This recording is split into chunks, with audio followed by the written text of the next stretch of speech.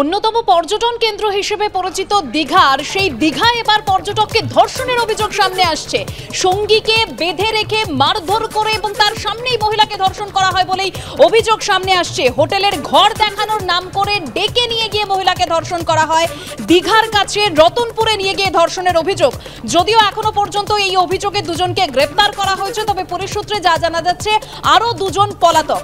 আরো বিস্তারিত জানবো আমাদের প্রতিনিধি ঋত্বিক প্রধান আমাদের সঙ্গে এই মুহূর্তে টেলিফোন লাইনে রয়েছে। ঋত্বিক, প্রথমেই জানতে চাইবো ঠিক কি ঘটেছে, কিন্তু যা অভিযোগ এখনো পর্যন্ত সামনে আসছে তাতে আমরা জানি যে দীঘায় পর্যটন শিল্পকে উন্নত করবার জন্য রাজ্যের তরফে বিভিন্ন ব্যবস্থা নেওয়া হয়েছে। তাহলে তো সেখানে যা অভিযোগ আসছে নিরাপত্তা নিয়ে প্রশ্ন উঠছে।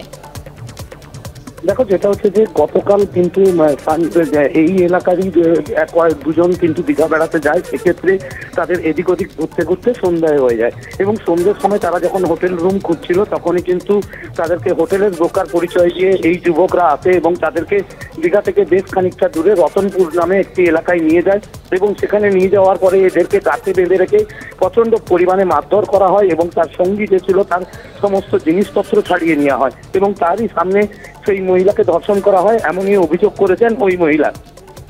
এবং এই অভিযোগের ভিত্তিতে পুলিশ প্রাথমিক পর্যায়ে তদন্ত করে এলাকা থেকে দুজনকে গ্রেপ্তার করেছে। বাকি এই ঘটনায় আরো দুজন জড়িত রয়েছে বলে পুলিশের কাছে জানিয়েছেন ওই মহিলা এবং তাদের এই মুহূর্তে তল্লাশি চলছে দীঘা জুড়ে। তবে এটা নিয়ে একটা জিনিস দাঁড়িয়েছে যে হোটেলিয়ার অ্যাসোসিয়েশন যারা রয়েছে বা হোটেল মালিক যারা রয়েছেন তারা কিন্তু ইতিমধ্যেই একটা প্রশ্ন তুলেছে যে এখানে যে সমস্ত ব্রোকার রয়েছে তাদেরও যেমন করে আইডেন্টিফিকেশনের প্রয়োজন রয়েছে, কারণ যাতে এরকম যে সে ব্রোকারের নাম করে পর্যটক নিয়ে গিয়ে যাতে না কোনো রকম ক্ষতি করতে পারে বা তাদের সঙ্গে খারাপ ব্যবহার না করতে পারে, এদিক থেকে তারা কিন্তু প্রশাসনের উপর চাপ সৃষ্টি করবে। কারণ এই ব্যাপারে যদি না সচেষ্ট হওয়া যায় সেক্ষেত্রে কিন্তু পর্যটক হ্যারাসমেন্টের খবর কিন্তু বরাবর উঠতে থাকবে এবং তার ফলেই কিন্তু পর্যটকের সংখ্যা কমতে থাকবে, এমনই আশঙ্কা করেছেন হোটেল মালিকরা।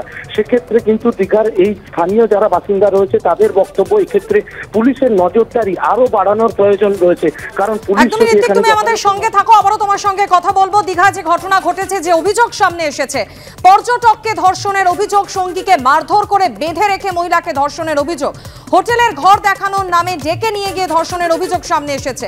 যেমনটা জানা যাচ্ছে এখনো পর্যন্ত দীঘার কাছে রতনপুরে নিয়ে গিয়ে ধর্ষণের অভিযোগ, আর এই ধর্ষণের অভিযোগে এখনো পর্যন্ত পুলিশ দুজনকে গ্রেপ্তার করেছে, আরো দুজন পলাতক পুলিশ সূত্রে এমনই খবর।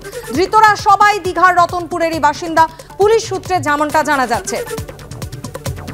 শুভেন্দু অধিকারী এই ঘটনা প্রসঙ্গে ঠিক কি বলেছেন শোনাবো আপনাদের।